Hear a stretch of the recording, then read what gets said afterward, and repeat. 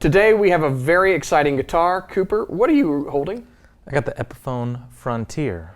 That's made in the USA and costs $4,000, and it's worth it. We're going to tell you all about it, so stay tuned.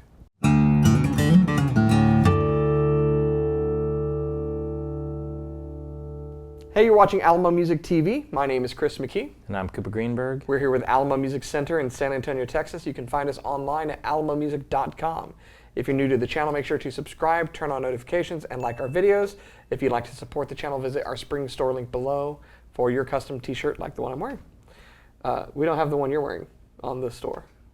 No, this was from it's like a small clothing manufacturer in LA. It's like fair trade, I guess. Okay, cool. So we're not here to talk about your clothing, Cooper. We're here to talk about the guitar. So this is a really cool guitar. We're both excited about it. You really like this guitar a lot. I do. I saw it when it first came in. Robert downstairs took some beautiful photos of it and just sent it to me from the warehouse, and I was like, what is that?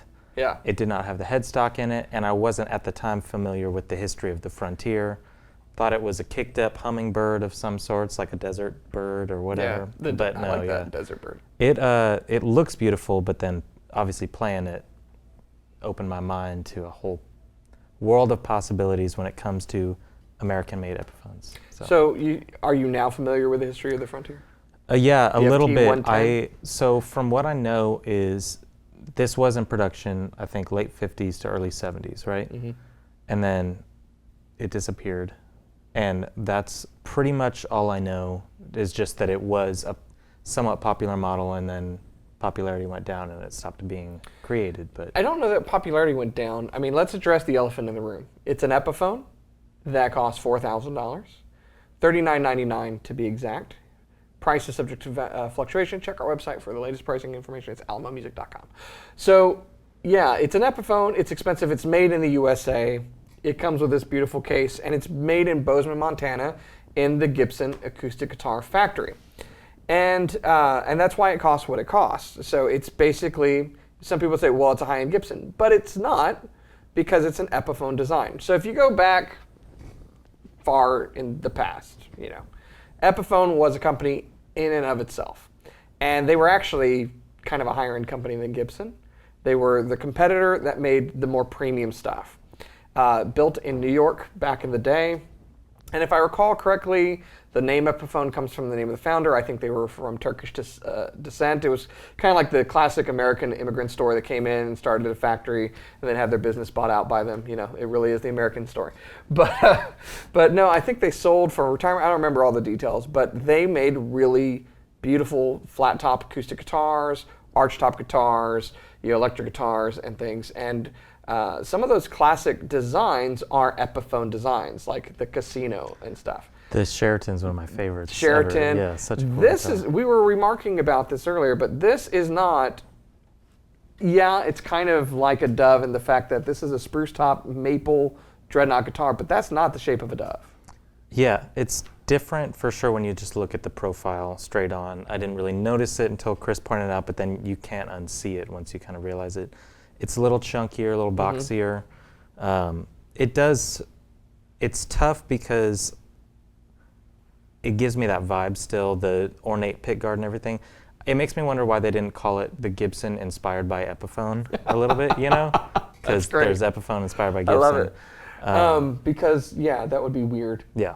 But yeah, so Epiphone gets bought by Gibson, and they were building Epiphones and using these designs that were from Epiphone. And then at some point, Epiphone was no longer made in the US, and it became the import line. And let's be honest, what Epiphone for years has been, for most anybody that has memory going back 30 years, has been the brand that Gibson used for imported guitars that were basically copies of Gibson guitars, like Les Paul light version, so to speak, And what they've been doing in the last year or two, I really like, because they are taking these original Epiphone designs and they are building them in the USA with fantastic materials according to the original designs, and they're making, this is just a fantastic guitar. So if you go like this, right?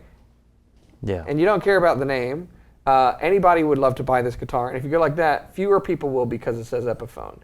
And to those people, Phooey on you. It's a great guitar. So so let's talk about some of the specs. So what are you familiar with as far as spec-wise? So what I know is the wood combination, tone woods of spruce and maple, and also I'm not sure if you can really tell just by me holding it, but there is a ton of really nice figuring in the maple, kind of on the sides and the back and everything. And then I'm assuming, is this a mahogany neck? It's mahogany neck. It's a dovetail neck joint with hide glue construction. So that's a big chunk of the price right there, that hide glue. It's using hand scalloped X bracing, so no big surprise there. It's built like most of these are built as far as the design and kind of the tone. Question for you, and I should know this: do like Gibson original acoustics use hide glue construction, like a I hummingbird? think in the neck does? joint they do. Yeah. It actually varies. So if I recall, on the modern series, I think Gibson's website marks it as tight bond. They actually say, if you look at the specs of the guitar, it'll tell you the neck joint and what glue's used. I mean, that's interesting. It almost feels like, and a lot of it comes down to even like feeling this. I'm sure it's a CNC, but it's like very intricately engraved.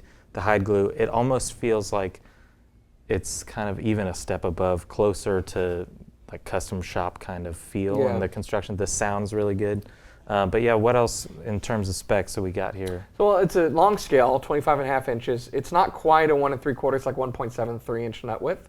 It's got a C-shaped neck and a 12-inch radius, and so I find it to be very comfortable. The 12-inch radius would be flat on an electric guitar, but it's a lot rounder than most acoustic guitars that are out there.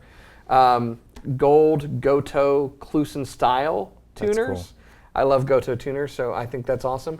And this, it is the Frontier. So the FT-110 existed, and then it got, a different iteration of it, which is this. It got the 7-ply binding on the top, and that ornate pickguard, which is the cactus and lasso design, which is just awesome. Like, Yeah. I feel like you need this guitar with a matching Western shirt with that design up here by the lapels. Yeah. Perfect. Yeah, that'd be perfect for you. Last thing, I'm guessing it's a nitro finish. It's a nitrocellulose finish, and it does have an LR Baggs pickup in it. It's the LR Baggs VTC, which is a fantastic, lightweight, kind of unobtrusive pickup that Gibson uses, and Epiphone in some of their US-made guitars. And you get this beautiful case, which is very much not a Gibson case because it's an Epiphone case. So I really love this. When we had the opportunity to order it, I think a lot of people balked, like, that much for an Epiphone? Yeah, because it's a great guitar. Yeah. And have you had the chance to play some vintage Epiphones?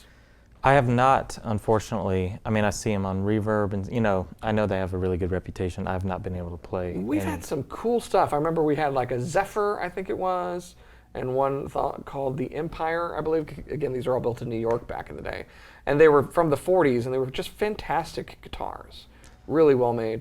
It's just a kind of vibe unto itself, and I think that it's cool that they're playing back into it. Also, when I walked across the store into the studio with this, like 5 different employees here were like, dude, what is that? Yeah. So it definitely has that what is that kind of aspect going for it. Yeah.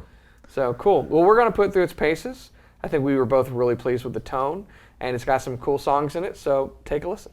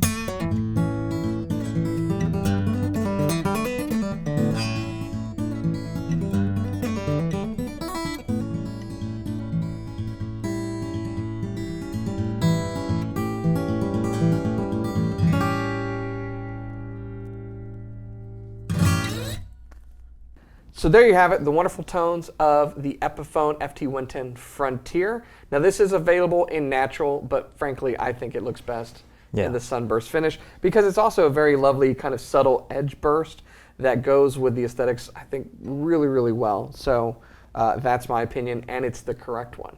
So listening to that, by the way, what was Tomlinson? Thomason. Thomason was the name of that song that you played. Yeah, that first and that song. I just really loved. Thank you. Yeah, so it's a song I wrote and recorded with Patrick Marr here from the store on when the he piano wasn't channel. destroying guitars. Yeah, we made up after the guitar destruction. He recorded it. We actually recorded a lot of it in the store. Yeah.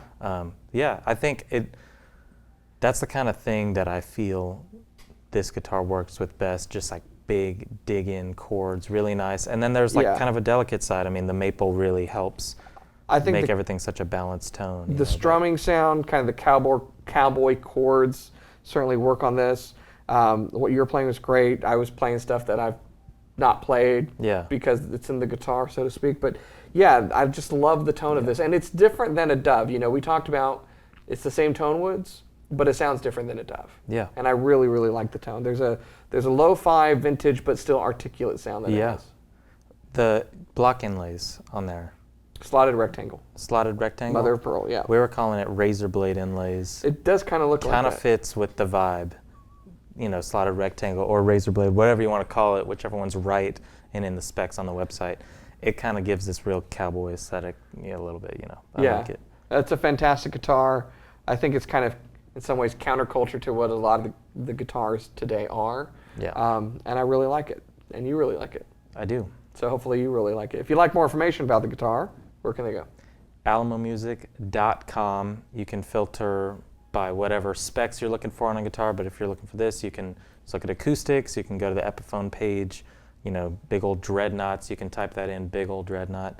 But feel free if now a you got to chat modify pops this up, list to actually include big old dreadnought. If a chat pops up, it's not a bot. It's one of our people that's actually trying to reach out to you. Yeah. Know that and know that they're there.